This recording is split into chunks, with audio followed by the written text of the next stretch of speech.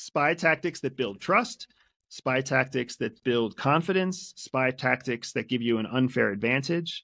There are spy tactics that you can use for everything from how to shoot a gun to how to tie your shoes. There's spy tactics for how you pack a bag.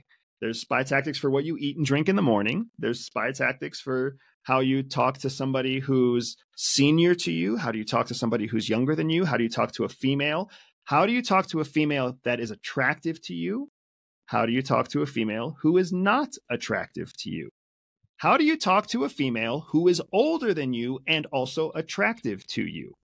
There's tactics for all of it, because at the end of the day, what a spy is trying to do is achieve a very specific outcome.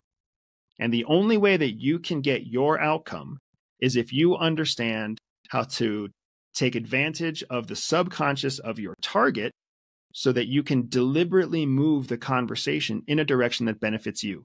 That does not mean manipulate everyone.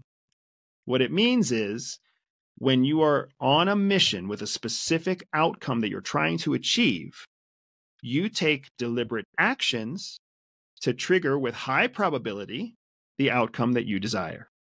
Mm-hmm. Now I want to know what tactics do you use to talk to a female that you're attracted to?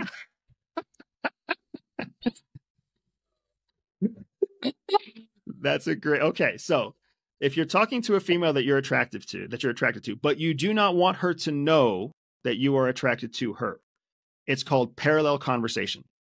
You don't talk to her really at all directly.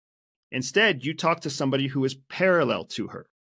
So if you want to approach a girl at a bar that you're attracted to, but you don't want her to know that you're attracted to her, don't talk to her when you walk up to the bar. Talk to the person sitting next to her at the bar. Maybe it's a boy, maybe it's a girl, maybe it's an old person, maybe it's a young person, maybe there's nobody else at the bar. So you talk to the bartender. But you do not show her that you're attracted to her, because subconsciously what will happen is you will engage in a conversation. That conversation will be between you and the person you're talking to, which means two centers of energy start to generate shared energy. That is going to naturally attract the curiosity of the third person. If you've ever found yourself listening in on someone's conversation when you were like, why am I even doing this? That's why. It's because they started a conversation. They created an energy center that your body couldn't resist because of survival instinct. What if they know something I don't know? What if they talk about something I don't realize? What if one of them is crazy? Your survival instinct takes over and it forces you to listen in.